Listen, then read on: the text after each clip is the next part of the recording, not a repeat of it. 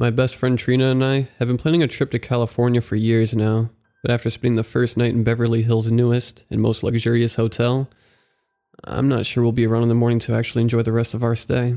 You see, everything was great in the beginning. Of course, the plane ride was awful, and listening to a child cry for the next 5 hours during any flight would drive anyone crazy. But after we finally landed, it's safe to say the wait was definitely worth it. It's beautiful here, and I was hoping we would wake up early to just relax and walk around the city after a nice breakfast. But at the moment, it's currently 1 in the morning, and I'm doing my best to ignore the thing trying to get my attention by the window. We wanted a luxury experience on this vacation, so we put in the extra effort to save up and spend a couple of nights in one of the city's newest and most popular establishments, the Recreation Hotel. It was amazing when we got here, and the staff was so friendly it's like we've known them for years. Nothing felt wrong, and if I had to bet on anything, never in a million years would I have ever imagined this place to be so terrifying. Trina was the one who found the letter in the drawer of her nightstand. She laughed, thinking it was a weird prank left behind by previous guests to spook whoever found it. Inside was a list of rules, and now I understand that whoever left this behind for us wasn't trying to be funny at all, but was rather giving us a chance to stay alive. It looks like I have some time at the moment, so I'll tell you what they are. Not only will it keep my mind off things, but this will also be a warning to anyone who reads this, so that they know to never book a stay in this place. 1. After 11, make sure you turn off everything in your room. This includes cell phones or any sort of noise machines you might have brought with you. They will use it to try and talk to you. 2. If you fail to complete the first rule, you might start hearing them call for you. Ignore at all cost. Never respond to them, no matter what they tell you. 3. Make sure your curtains are closed the moment the sun goes down. Do not open them, even if the noises from outside stop. They will also try to get your attention that way. Over time, they will grow bored, but no matter what, keep the curtains closed. 4. At around midnight, it's possible a bellboy will knock on your door and ask you if you ordered room service. You must ask him what he brought you. If he tells you the usual, don't open the door. If he tells you anything else, tell him to leave it by the door. Wait until he leaves before retrieving the dish. Never, by any means, look through the peephole to see him. 5. If you retrieve the dish, don't ever eat what's in it. Instead, dump it all in the waste bin. 6.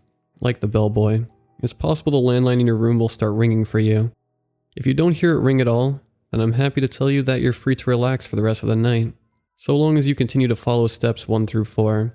I would also advise that you look for another hotel in the morning, because you absolutely never want to hear the phone ring during your stay here. 7. If you're unfortunate enough to hear the phone ring, pick it up. A woman will tell you to do 3 things. However, her requests vary each time she calls, so I can't tell you what they will be. But no matter what she tells you to do, those tasks must be completed. If you fail any of them, she will come to you and complete them herself. She won't be happy about it. 8. Absolutely never, ever leave your room, unless you're instructed to do so. If you under any other circumstances break this rule, you will never be found. 9. Your bathroom light will come on at some point, and you'll hear the toilet flush and sink start to run like someone's just finishing up their business. You must be in bed when this happens. Close your eyes, and do not open them until you hear it leave your room. Make sure you also hear it shut the door. 10. You will hear someone outside your bedroom running up and down the halls. This is when you look through the peephole. If you see a little girl, don't open the door, but tell her that her mommy is worried about her and is waiting downstairs. If you see a little girl and a little boy running around, open the door and ask them nicely to play somewhere else. The little girl might ask you, "Do you want to play with us?" Tell her you'll play with her in the morning. Whatever you do, never tell her no. The little boy might tell you that they're lost and they need help finding their room. Kindly remind him that their mother is waiting for them downstairs. Only shut the door after they leave. 11. The phone will ring again, and you will be asked to do another set of tasks. Complete them once again to avoid her from coming to do it all for you. I promise you. It's best if you don't meet her at all. 12. If the lights come on suddenly, you need to make your way into the bathroom. Look in the mirror and tell your reflection, "Now's not the time, maybe later." If the lights go out again, you're fine. If they don't, ask your reflection, what time should we meet again? If your reflection responds, thank it, and only take your leave when the lights finally go out. 13. Pay attention to the next 2 steps, because they will be the most difficult to follow. Your television will suddenly turn on at exactly 3:42 a.m. When this happens, you have exactly 5 seconds to hide. It doesn't matter where. Just hope and pray to dear God he doesn't find you. To increase your chances of survival, hold your breath for as long as you can. Don't worry too much. He's never around for long. When the TV goes off, wait another minute before coming out again. If you hear him laugh, he tricked you, and you're too late. Your only chance then would be to scream as loud as you can and pray someone knocks on your door and asks if you're alright. If they do, you must open the door, but do not leave. Keep it open for the rest of the night. The only consequence to this is that you might see others peeking in once in a while. Never look at them for too long. If you do, they'll take it as an invitation to come in. They're never friendly. 14. If you successfully avoid them, feel free to relax a bit at this point. You are now free to watch TV and turn on any electronic devices again. However, prepare yourself for an unexpected visitor. You will hear a knock at the door before 5. Answer it and act casual. Don't ever talk about what you're experiencing. The person will want to spend time with you. Do whatever makes them happy. Depending on how you treat them, they might extend their visit and want to spend some time with you for the rest of the night. If they do, continue to act normal. But make sure you never fall asleep when they are with you, no matter how tired you may feel. If you do, you won't wake up. They might also ask you to go out with them somewhere. This is the one thing you cannot do for them, and you must find something else for them to do without upsetting them. On the off chance that they ask you odd questions that might come out of nowhere, answer honestly. 15. When the sun starts to rise, you're safe to finally leave your room. Don't ever rely on the wall clock to tell you the time. It will try and deceive you. 16. When you leave your room, don't attempt to leave the building unless you see someone at the front desk. An old lady will ask you to help bring in her things from her car. Don't listen to her. She will be stubborn, but by no means listen to a word she says. 17. If no one is at the front desk by the time you hear the grandfather clock in the lobby strike 7, immediately return to your room. You unfortunately might not have any other chance but to stay one more night. As you can see, I was stupid enough to ignore the first rule, and now every once in a while I will get a phone call from an unknown number. I had to keep my phone on silent mode because of this. For some reason, I can't turn it off either. I'm assuming whatever it is doesn't want me to. They would leave voicemails for us, and Trina was the first to actually listen to one of them. She told me that it sounded like her father, telling her how much she missed him and asking her to call him back when she had the chance. Her father passed away 3 years ago. This of course freaked her out, and it only seemed to get a lot worse when the tapping on the window started up. As much as I wanted to pull the curtain back to reassure her we were alright, possibly finding out it was just a loose tree branch or something making such a noise, a gut feeling told me to stay where I was. I told Trina this and somehow managed to talk her out of looking behind the curtain as well. If we hadn't decided to go to bed early the moment we arrived, we probably would have been watching TV and or listening to the radio. I'm so glad none of us decided to do that. I can't imagine what we would have heard if we did, and I don't ever want to find out. It was around midnight when Trina decided she couldn't take it anymore. She had convinced herself that this little prank being pulled on us was going way too far, and she was going to go down to the lobby and inform the front desk about what was going on. I tried to stop her, but this time nothing I said worked. It's been over an hour now, and she still hasn't come back. Right now the tapping has died down, but now I hear whispering. It's very faint, but it's there. I'm on my bed typing this, and God, it's so hard to keep my hands from shaking. I already have 5 missed calls and 3 different voicemails, and of course I delete them, but they keep making more. I really need to try and calm down, maybe drink some water or something. I don't think the bellboy is coming, but I'll remember to keep you guys informed if anything else happens. Until then, update, it's just past 3, and I have exactly 24 minutes before I can expect the mystery guy to show up. I feel like I'm going to throw up. I'm terrified. As soon as I posted my last message, the tapping thankfully stopped. The whispering was still there, but that too eventually went away. I'm still not going to open the curtain. I already broke one rule. I can't afford to see what happens if I break anything else. The phone, unfortunately, did ring. The woman on the other line had a rather deep voice.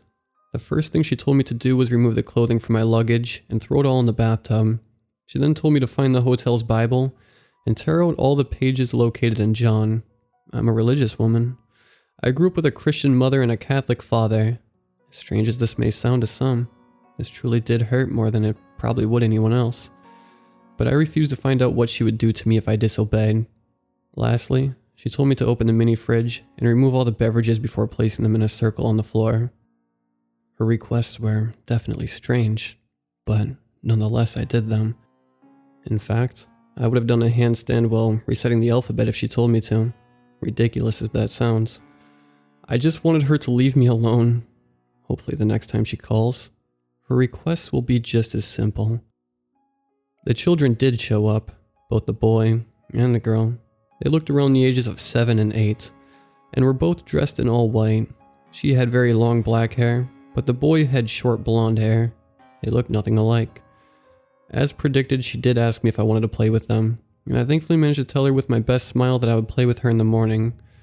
My voice was shaky, but they seemed to understand me. However, it didn't stop there, and she continued to persist that I played with her. I never told her no. There was a point where I almost did slip up, and I swear to you her childish pout turned into the most disdainful scowl I've ever seen. Her eyes widened a bit. There was something about her that practically screamed danger if I didn't think fast enough. I don't exactly remember our conversation, but in the end I managed to convince her that I would play hide and seek with her after breakfast, and that seemed to please her. She bragged about being the best seeker for a bit, and finally thanked me before running off. The boy followed without a word, and the moment both of them rounded the corner, I quietly closed the door. I didn't even have time to fully turn around before the bathroom light flickered on. I tripped on one of the beverage cans while scrambling for the bed, which did something to my ankle, unfortunately. Still hurts like all get out. I even yelped in pain, but I managed to get back to bed no sooner than I needed to. I closed my eyes before realizing I didn't throw the covers over me, but the bathroom door was already creaking open, and the air immediately went cold. Whatever came out had extremely light footsteps. Sort of sounded like a small dog wandering around, but at the same time, it was quite obvious the thing would tower over me if I ever dared to stand beside it. I know this because whatever it was approached my bedside, and it loomed over me close enough to feel a great amount of body heat. Never made a sound. I couldn't hear it breathe, and it never said a word, but I could feel the intensity of its gaze. My ankle was throbbing, and I bit my lips so hard it drew blood. I don't know how long it was there, but I know I wasn't very quiet. I couldn't help but let out a few whimpers in both pain and fear. I'm still shaking from the experience, but I don't think it seemed to care, so long as I kept my eyes closed. It left at some point, but even after hearing the door close, I couldn't shake off the feeling of it staring me down. I never felt so small and helpless in my life, and unfortunately, I'm still balled up in a fetal position on the bed, just how it left me. Guys, I don't know what to do. Again, some of you might not understand this, and it might sound silly, but I always believe that God is with you no matter what situation you're in. I don't feel that now. I feel completely and utterly alone. Has everything been a lie? Have I been following someone who never existed to begin with? Why would he ever put me through something like this? What did I do to ever deserve it? It's 3:37. I have 5 minutes left. God help me. Save me. Trina hasn't come back yet. I miss her so much, but if what the list says is true, never going to see her again. If you're still reading this, thank you for getting this far. If I do survive, I'm going to tell you what happens in the morning. Till then, thank you for reading what I have to say. My name is Christina Morris. Please tell my family I love them, and that I'm sorry I can't wish them all goodbye. I found another note. Someone slid it under my bed about an hour ago. Well, as you can see, I made it through the night.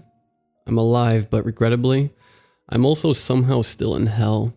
Before I start, I would like to thank you for all your words of encouragement. I know many of you are thinking that I'm either making this all up, or just someone who's looking to write a good story for the sake of entertainment. But I can assure you, everything I'm experiencing is real. Whether or not you believe what you've read so far is up to you, but I want to thank you nonetheless for being here. It's silly, but interacting with you guys was really the only thing keeping me sane. There are no words to describe how grateful I am to all of you. Thank you from the bottom of my heart. Anyways, a lot has happened. A lot. Unfortunately, it doesn't seem like this place is very keen on letting me go. The man did come to my room last night. I saw his footsteps.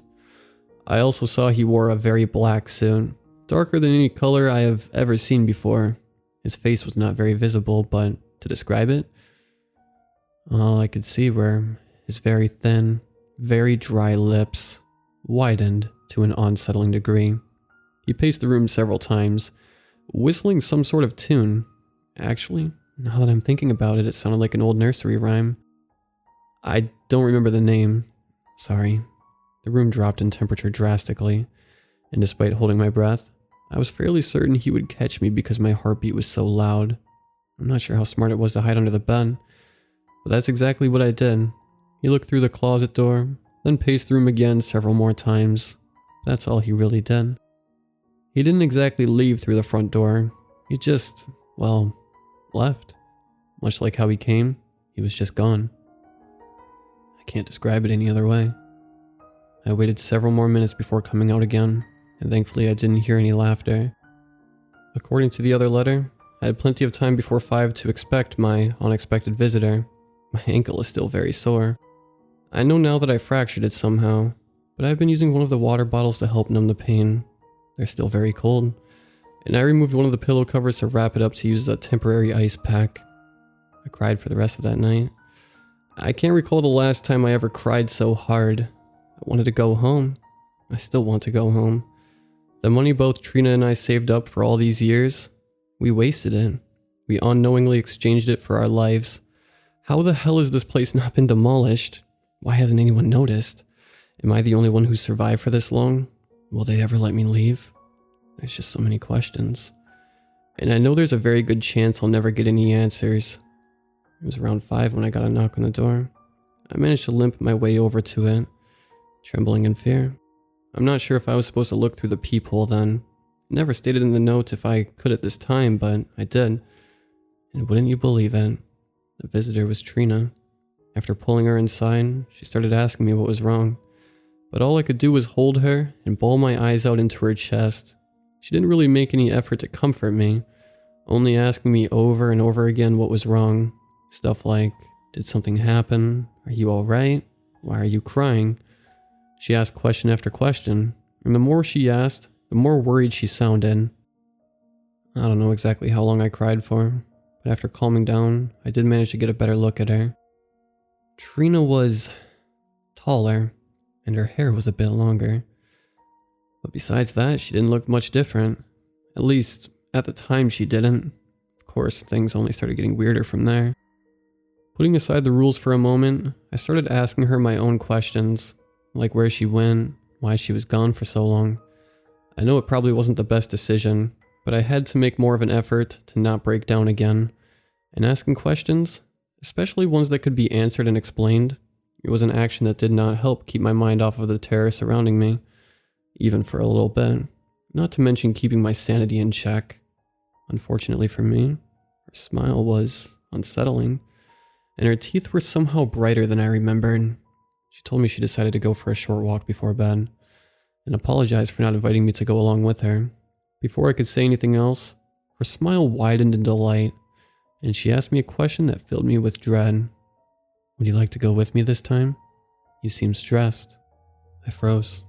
Stupid as it was, I did.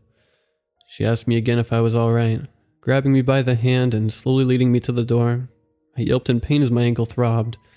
She didn't seem to pay mind to it, and continued leading me to the room's exit. I tried pulling away, but her grip was firm. My voice was gone, silenced by the fear alone. I was trembling so much it was hard to even stand on my own 2 feet. The moment she had her hand on the door handle, I, thankfully, somehow managed to finally say something in a very small tone. I told her no. Now, this is where I started to notice something was definitely off with her. Her movements were slow, but she did stop to turn to me, confused Well, why not? My throat was so dry then. Everything just hurt. It was frustrating that she refused to acknowledge the poor condition I was in. Something very unlike the Trina I knew. The Trina I grew up with. This thing wasn't her. Whatever I was interacting with wasn't Trina. She's a nurse. Well, at least going to school to be one. And as annoying as it was sometimes, she would once in a while lecture me about my health, about how I ate too much fast food or didn't exercise enough. Trina would have never overlooked something as noticeable as a sprained ankle, not to mention overlook how much pain I was in. For someone who would coddle me for even getting the smallest paper cut, this just couldn't be her. After racking my brain for a bit, I came up with an excuse. Something about wanting to go to bed because I was too tired to do anything else, and that I already stayed up later than usual to watch that old drama flick we both liked. Seemed to do the trick. She actually took it better than I anticipated, but it did seem to somewhat disappoint her. Her hand did not leave mine, grip still tight and unwavering. But with this, I managed to bring us both over back towards the beds. Well, do you want something to eat? I could get us some room service, she had offered. In no way in hell was I going to let her call in that bellboy, or anyone else for that matter, into this room. Even if nothing about this mentioned in the rules, I wasn't taking any chances. No, that's fine. If you're not tired, we could always just, talk, I guess. My voice was still trembling. I'm surprised she understood me, but then again, she also didn't seem to notice how afraid I was. She shrugged. Sure. What about? I had to remind myself over and over again to play along, to pretend that whoever this is, or whatever this is, was Trina, and that I had to treat her like Trina. I brought up some topics and questions about nursing school, once or twice bringing up our favorite TV show, and talking about the latest episodes, and what we would love to see next. She never missed a beat, and was even optimistic about talking about the test she recently took. Her words were genuine, but I couldn't get over how unsettling her smile was. It looked wider, her teeth were brighter. She looked human, but at the same time she was all off. I don't know how else to describe it. The longer we talked, the more and more tired I felt.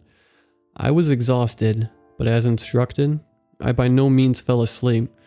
I refused to be left vulnerable with that thing. She did ask me one particular question I found odd.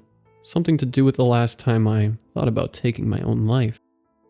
Put me off guard, but I told her honestly that I never thought of anything of the sort. Life meant a lot to me. It still does. She only gave a brief nod before changing the topic, going on about one of her favorite professors and how cute he was. I never noticed the sun coming up until she pointed it out herself. Her whole demeanor changed, and she gave a heavy sigh. I'm not sure if it was in relief or defeat. Man, we didn't get a lot of sleep, did we? She mentioned, once again slightly disappointed. Maybe we should try and get at least an extra hour in before heading out. Sure, I said, but could you first go downstairs and see what's for breakfast? If we're having French toast, I want to be the first one in line. Also, feel free to bring up some coffee or something if that's also ready. I don't know how I managed to do it, but I guess I should be giving myself a little more credit for coming up with so many excuses on the spot. It worked again. She smiled once more, and then got up. We stared at one another for a moment, and I swear the air felt a lot cooler. Reluctantly, she eventually agreed, and told me to call her if I needed anything from the lobby. And she was gone. It took her a bit longer to get to the door, but the moment it closed behind her, I felt a huge sense of relief. It was finally over. I could get out of here. Not knowing if I should take my things out of the tub, I just left it there and only took my suitcase. I would be missing my favorite dress, but clothes could always be replaced, and the both of us planned on going on a huge shopping spree while we were here anyways, so I didn't pack much. No one was at the front desk when I got there, but it wasn't 7 yet. I rang the service bell a few times, but no one came. At some point, an old lady did come out of the elevator, carrying with her 2 very large bags. She asked me if I could help her out. Remembering the rules, I told her no, and pointed to my now swollen ankle. I think that shocked her, because she asked me what happened, even offered to drive me to the hospital. I lied and told her I was waiting for my friend to come down. That didn't help at all. It took me more effort than expected to get rid of her, and the more I denied her offer, the angrier she seemed to get. She finally did leave me alone after one of the hotel staff members came by to aid her. They both gave me a really nasty look before heading outside to God knows where. I waited for what seemed like an eternity, and for the most part, I almost wish it was, because anything would have been better than going back in that room. But it happened. The clock struck 7, and I screamed. I screamed and cried, begging someone to come out of the front desk, but no one did.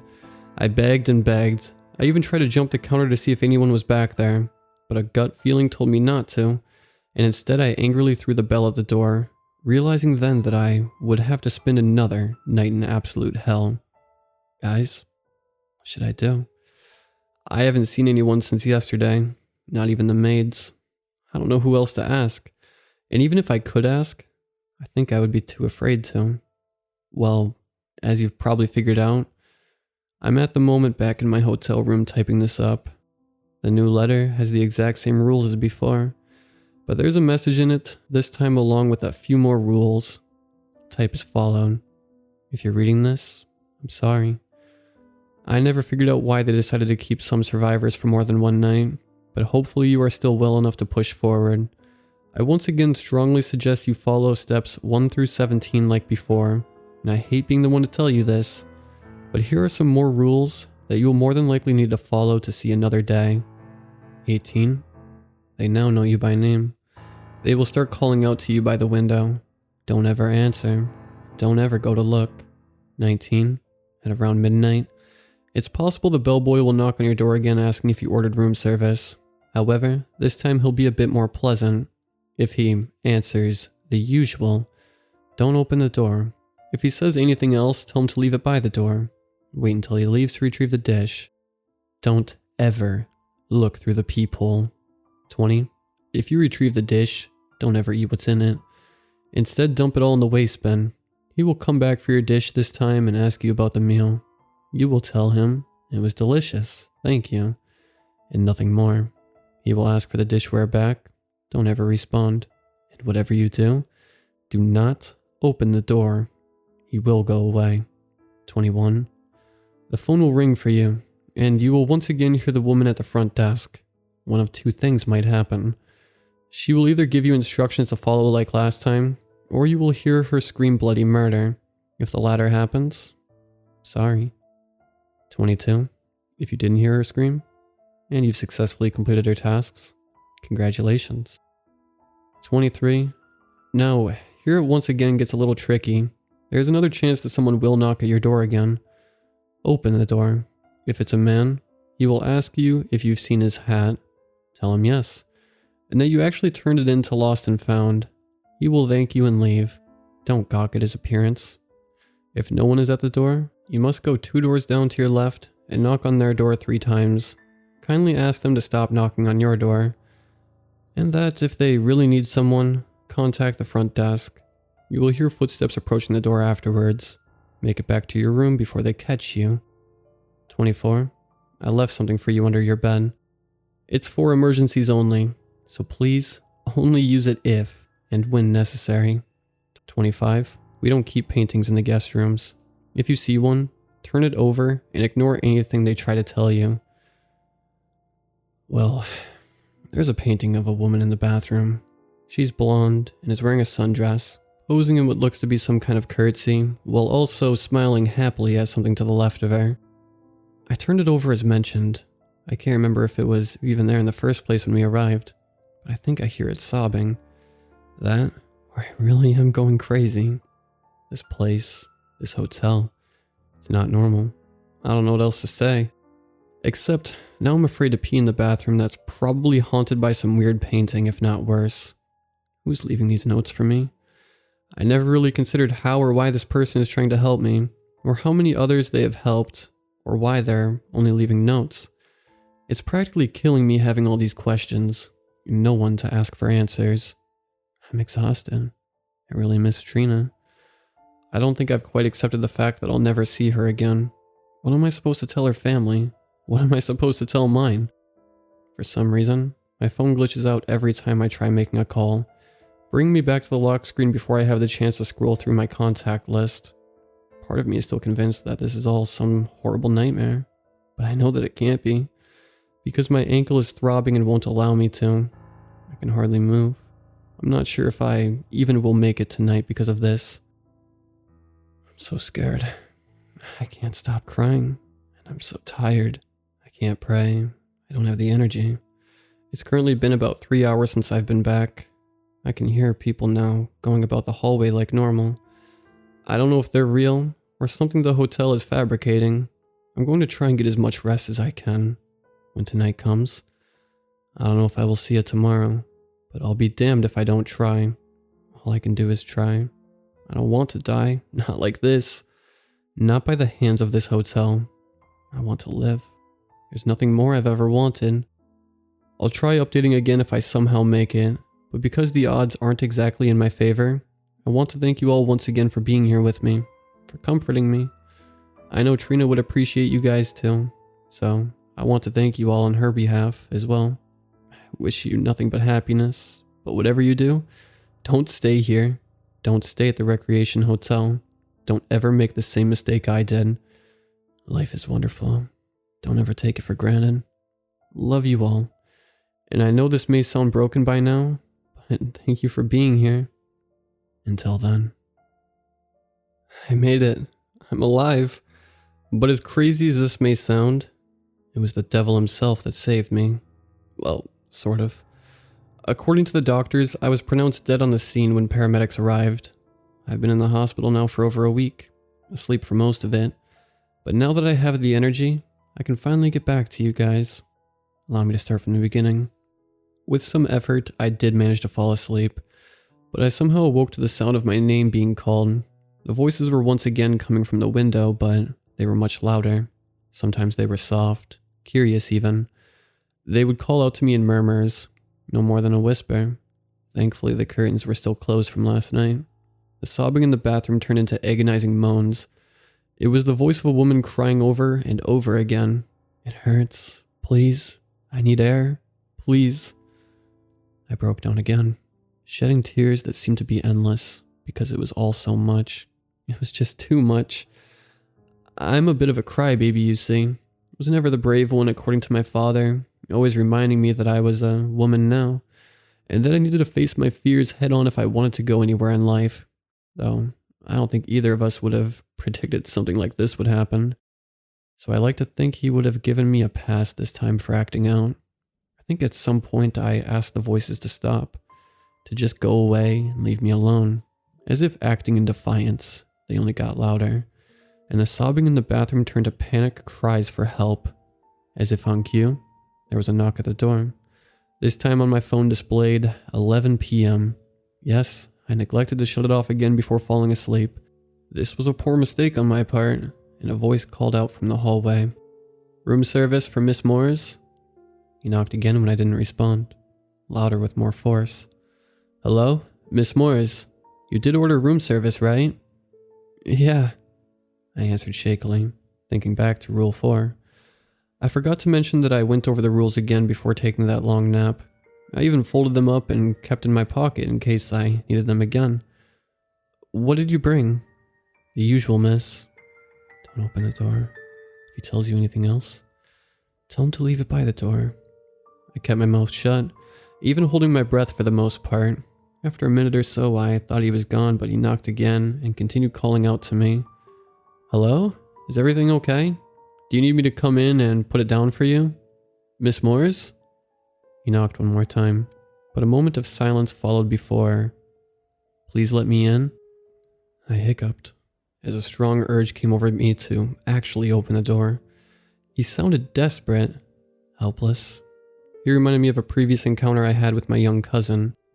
During a time when he came to visit us one year for Christmas with my uncle and aunt, he had a nightmare his first night over, and came to my door begging me to let him in to stay the night in my room. I felt sorry for the bellboy, or at least the thing behind the door.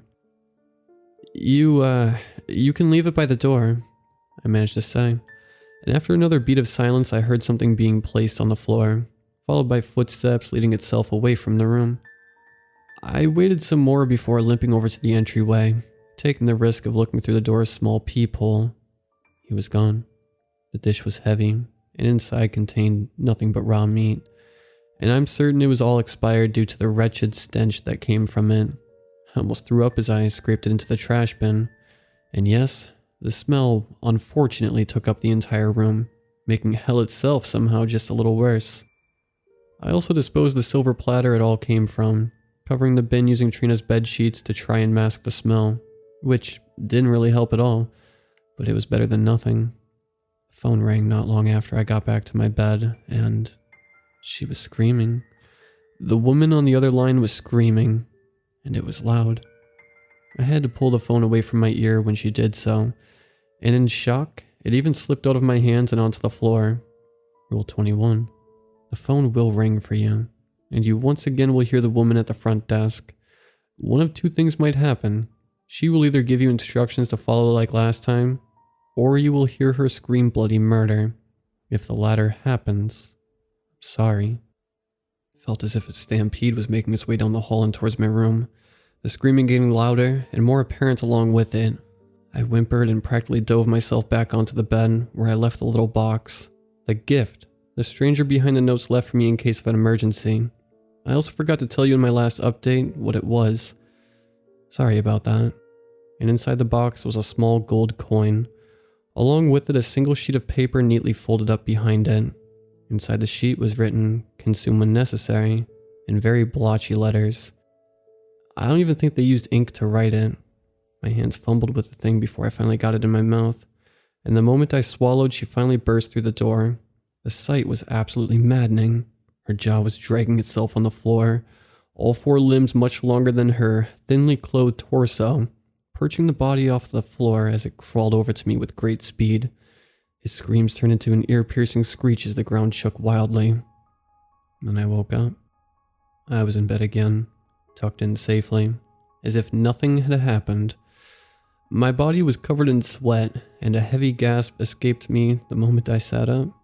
The voices behind the windows have ceased, and the wailing in the bathroom had also seemed to disappear. The only thing that remained from before was the smell. That time I actually did throw up because of it. Everything seemed to fall completely silent afterwards. It was unsettling how quiet it was. The only thing that could really be heard was heavy breathing and my rapid heartbeat. The woman? There was no trace of her whatsoever. It was as if she was never there. Her horrifying disfigurement, the screaming, it all still haunts my dreams. And will probably do so for a very long time.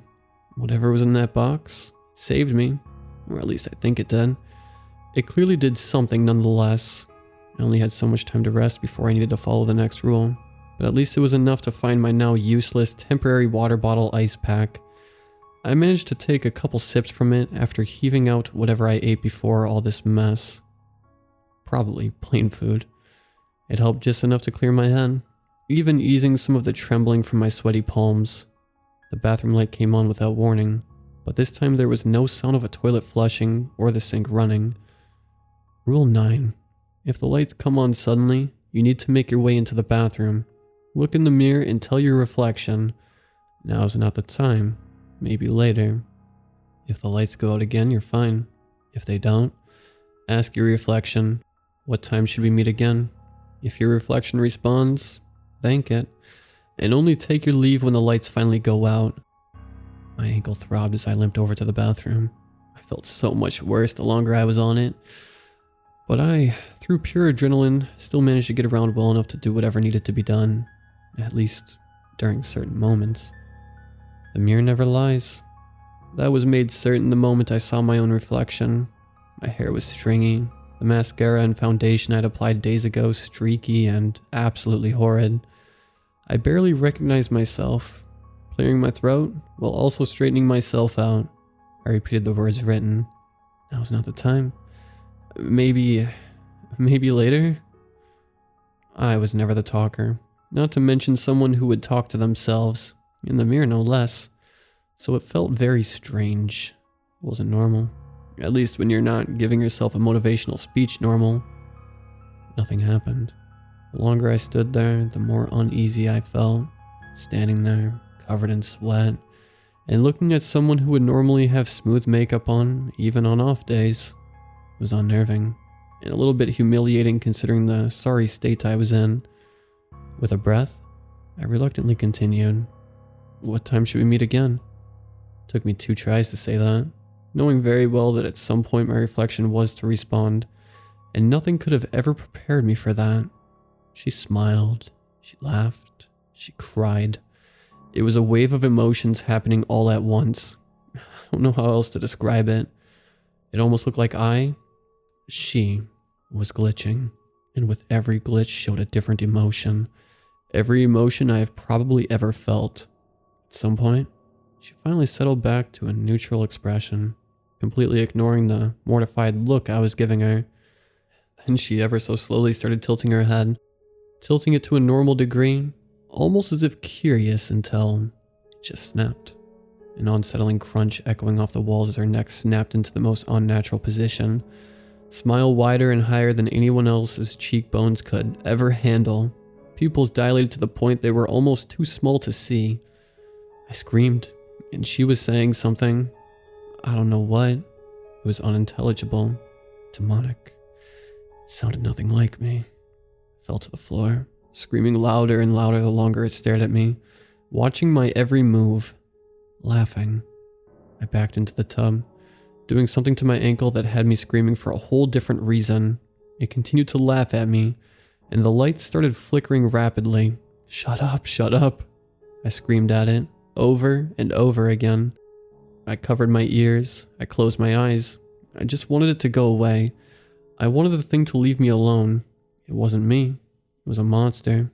I don't know what it was. It did eventually grow quiet when the lights stopped flickering, my own shameless shrieking being the only thing making any sound in the small restroom. I slowly uncovered my ears, opening my eyes, blurry and sore, and looked back up to my reflection once again, somewhat back to normal with a neutral expression. We stared at one another, and I'm sure I looked much worse by that point than whatever was staring back at me. It was waiting for something, and I wasn't sure what until I remembered the final step to the rule. My throat was hoarse, dry, and unforgiving, but I managed to get enough breath and sound out to say it. "Thank you." And just like that, the lights flickered off. It was cold. I was once again alone. Slowly I started to get up, realizing that the stuff I tossed in the tub was no longer there. My belongings were all gone, and I still don't care where they are. I'm never going back to find out either. Shutting the door to the bathroom, I started limping back over to the bed, shaken and soiled. I felt so heavy, so helpless. Someone started knocking on the front door, the bellboy asking if I liked the meal. I nodded and responded, and whatever I said thankfully worked because he did not come back. I fell on the bed, gross and absolutely defeated. My cell phone remained by my bedside. I think it's been there since the moment I woke up in bed. And looking at it, ignoring several missed calls and voicemails, I saw that it was just a little over 2 in the morning. And knowing that, I nodded off.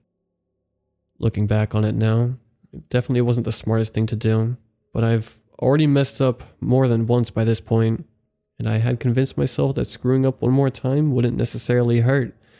And if it did, something was bound to put me out of my misery. Another knock at the front door woke me up with a start, the noise heavy and demanding. I had to pull out my second note again to remember the man looking for his hat, or what was supposed to be him. When I opened the door, no one was there, and gritting my teeth, limped my way over 2 doors down as instructed. Before my hand made contact with the door, I remember considering the distance between this room and my own room, and how much more difficult it was going to be to run back in the poor state my ankle was in.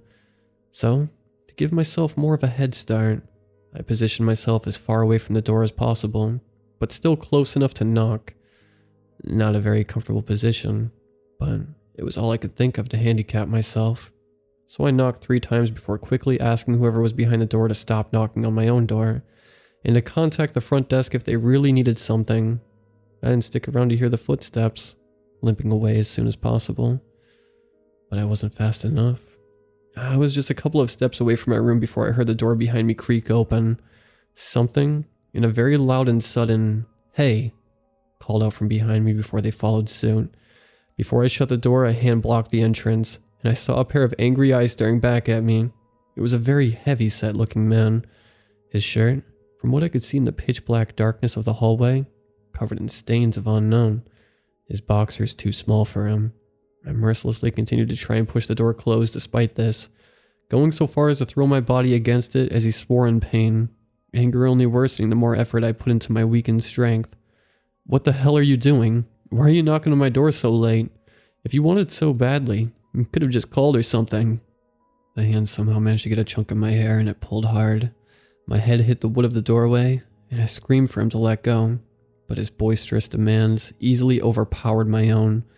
Instinctively, I continued to pull away like a trapped animal, successfully yanking my head away hard enough to break free, but losing chunks of hair in the process. I slammed the door shut then, locking it for extra measure before the man started pounding heavily against the wood.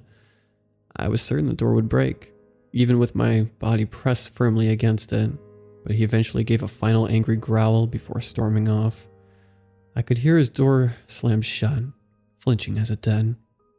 More silence came soon after. I slumped to the floor, reaching up to feel a certain bald spot on the right side of my head. Didn't feel too serious, but it still burned to the touch, sore and weak like the other parts of me. A bit of blood also painted the tips of my fingers. I'm still not sure it was mine or the man's, or what looked like to be a man. I'm guessing I blacked out at this point because I don't remember anything happening after that. But I do remember hearing another damn knock at the door, and I had to crawl out of the fetal position I put myself in to look through the peephole. It was a little boy. Not the little girl and the little boy. Just a little boy. There was nothing about that in the rules, so I didn't open it. The knocking continued, but they were persistent. He knocked and knocked. I covered my ears again and bit my lip from saying anything, not wanting to draw attention. I didn't know what to do, but what I did then was clearly the wrong move, because the door behind me unlocked itself with a faint click, and it slowly started to open. My weight wasn't good enough this time, and the door opened all the way, wide and bearing. We stared at one another, and I noticed that he held something in his hand. It was Trina's cell phone. "Where did you get that?" I asked without realizing what I said, but before I could regret it, he held it behind his back.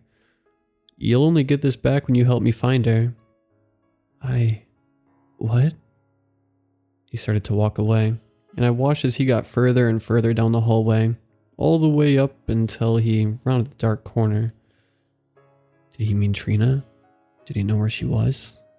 I missed her, but I wasn't ready to do anything that would put my life on the line again. I didn't want to know what was behind that corner, nor did I want to know what he actually meant by her. But of course, the door refused to budge. It didn't even make an effort to close no matter how hard I pushed.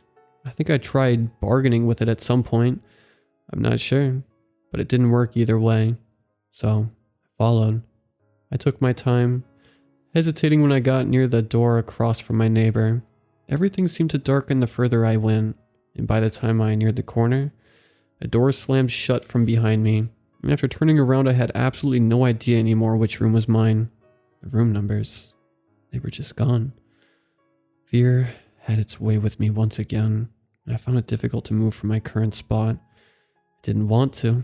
I didn't want to die. I didn't want to die. I couldn't. Not there. Well, I didn't, as you've noticed, but I almost did. Something behind me made a noise. I don't know what noise, but when I turned around again, it was the bellboy. It looked like a bellboy, except he was very, very tall. I couldn't make out anything but the brightness of the uniform. Whatever it was, whoever it was started approaching me, and making one final effort to get away. I ran. I ran as fast and as capable as an injured ankle could get me. Around the corner was another hallway, a longer one, and around that was another, and then another. They didn't seem to end. I'm still amazed by how far I got before I finally spotted the young boy again. Only this time he was in the elevator, and the doors were starting to close. I screamed at him to wait. I begged for him to keep the doors open, but he just smiled. A smile far more unsettling than his sister, but one very similar to the thing in the mirror. A hand suddenly then squeezed my shoulder and spun me around, leaving me face to face with the bellboy. It had no face. Its fingers were long and claw-like. I could no longer scream. I couldn't make a sound. This thing bent down, bringing its face closer to mine. A sound comes out of it, one resembling a human voice. A few of them spoke no louder than a whisper. So warm, so soft. Please let me in. And then it opened up. Its mouth, I mean. Or at least I think it was a mouth. Something small, tiny spider-like beings came crawling out, presumably thousands. The hand holding my shoulder kept me in place, and those things started crawling all over me, into my mouth, my ears, my nose. I couldn't breathe. I couldn't do anything. I'm certain a few of them managed to get under my eyelids and fingernails as well. And, as you can imagine, the pain was absolutely unbearable. I never want to feel that way again. Then something else was pulling me back, away from the bellboy, dragged me across the floor and into what I think now was the elevator. But I'm still unsure of where it brought me. High-pitched screaming, a sound made similar to the woman on the phone, could be heard from the bellboy's direction. I remember the vibrations of the floor and even the walls around me, but whatever was dragging me brought me to a place that kept me far away from whatever chaos it left behind. Something sharp entered my neck, and instantly I could feel again. I could breathe, I could hear, somehow even see. I could scream. Something covered my mouth as I tried backing away. A hand. It was difficult to make out my surroundings. I still can't tell you where I was. I genuinely don't know. But I did recognize the familiar faint smell of that rotten meat. It spoke to me, harshly pulling out whatever it used in my neck. I'm sorry. This wasn't part of the deal. What just happened to you, I mean? I wanted to say something, but the hold in my mouth only tightened. It was a man's voice. Nothing like the bellboy, and nothing like the man 2 doors down. He sounded normal. The heat emitting from his hand felt normal. I think it was an actual person that saved me. I can't tell you too much, but those notes I left for you, everything you needed to know was on there. However, they deviated from their normal behavior, their normal routine, I should say. Despite this, you did everything right, so I'm going to let you go. Of course, everything I heard is paraphrasing what I recall him saying. I still don't understand what he meant by part of the deal, or how whatever those things were didn't stick to protocol. Was it some sort of test? Is the hotel some kind of experiment? Again, more questions. And I've been given 0 answers. I don't know what he did to me after that, but according to the nurse, she said that I was found in my room unconscious, and that they only found me when a maid came in to clean the room. My parents were called, of course, and they flew in to take care of me.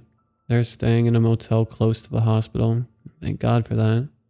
I haven't told them what happened. I know that no one will believe me. That doesn't stop me from trying to get me to tell them, though.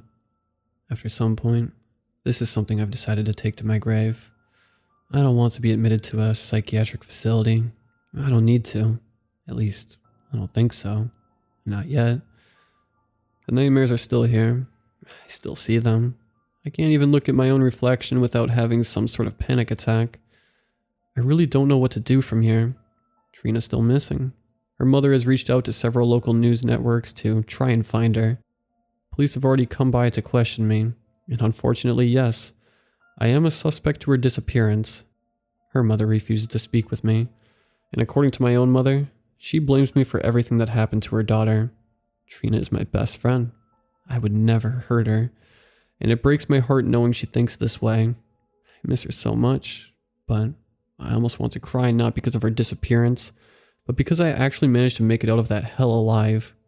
I'm sorry if I'm not the hero you wanted me to be. The one who tells you that everything's fine now, and that I'll be going back to find Trina and save her. No, I'm never stepping foot in that place again. I can't. I'll lose whatever sanity I have left if I even look at that building again.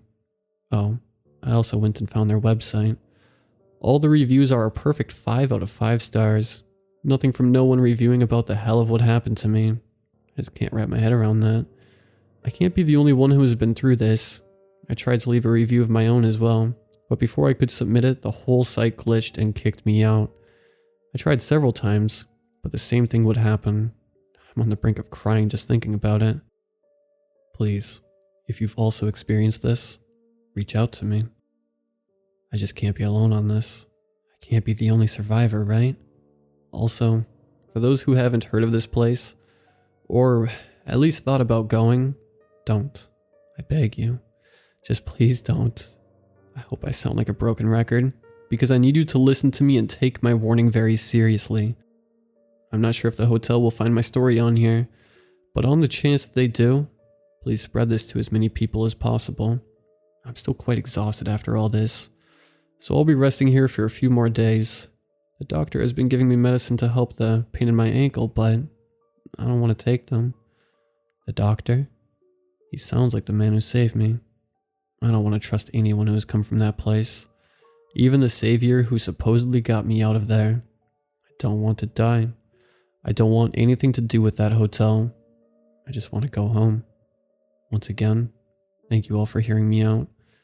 I know it's long, but thank you. And Trina, if you somehow ever read this, I'm so sorry.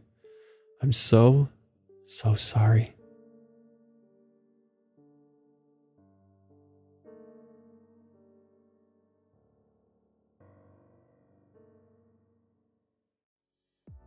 Hey everybody, I hope you guys enjoyed the story. It's been a little while since we've done a full one story video that actually comes really close to reaching the hour mark. As usual, when I don't reach the hour mark, I like to just ramble at the end. I take the hour-long video thing pretty serious, if you guys haven't noticed.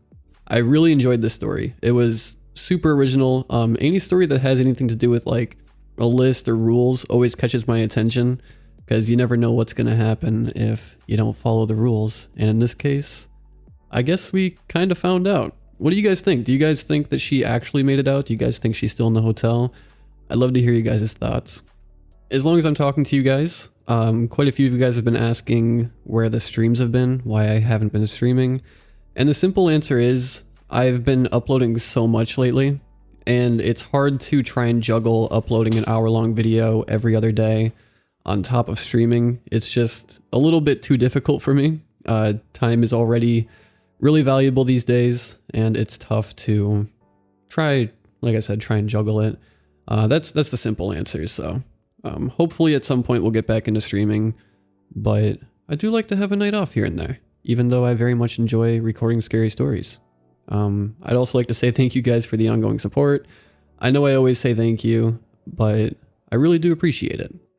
We've been at this for years, and I have just as much fun now as I did at the very beginning, and it's always refreshing. If you guys haven't noticed as well, I've been trying to add in a lot more diversity to the channel. The video previous to this was true ghost stories. I've been doing some true creepy encounters. Of course, I'm still cranking out the normal videos. I did a campfire video. Of course, we got the scary stories for Lax 2 going, but I plan on adding in even more series. Right now, I'm working on a sleep paralysis video, so if you have any sleep paralysis stories, true or fictional, send them to my subreddit, r/slumberreads, if you want to have it featured in a video. I would really appreciate it, and I'm sure other listeners of this channel would as well. I plan on sticking to this every other day schedule for as long as I can. As long as I have stories to narrate, I'll be here every other night, kind of like we have been for a long time. So far this year has been kind of hell in a handbasket, and I don't know, I'm just really concentrated on this channel. This is kind of my escape. I know it's kind of an escape for a lot of you guys as well, alongside other narrators, and I've always found it really cool how you guys, with all of the narrators out there, there's so many, I'm very appreciative that some of you guys pick me as your narrator. I know that a lot of you guys listen to multiple narrators as well, which is totally cool. It's not like I'm going to get offended because you like somebody else more than me. I'm just really appreciative that anybody listens to this content, because I never expected to even have one listener. And like I said, it's just as much fun to me now at a little bit over 70,000 subscribers as it was at 100 subscribers, 10 subscribers even, if not even more fun, because we kind of have a community at this point, and I don't know. I try and keep up and upload as much as I can and upload the best stories that I can. I also am going to be trying to write more stories. I had a little kick what was it, earlier this year, where I wrote a bunch of stories and narrated them all, and I haven't really written much since, so hopefully I'll have some more exclusive self-written stories on the channel up very soon. I'm going to be really pushing myself to do that, because writing is fun, just as fun as narrating. But with all of that being said, thank you guys again for the support. I hope you guys enjoyed the video. If you guys want more long one-story uploads, let me know. Again, you know, just because I do one thing doesn't mean I'm just going to completely switch to that. I know some of you guys were kind of concerned when I started doing some more true stories, and I can promise you that anything that I add to the channel is just adding to the channel. It's not subtracting. So, subtracting. Narrator, by the way. Some words are really hard to say. But yeah, with all of that being said, again, I hope you guys enjoyed the video, and I will talk to you guys later. Good night, everyone.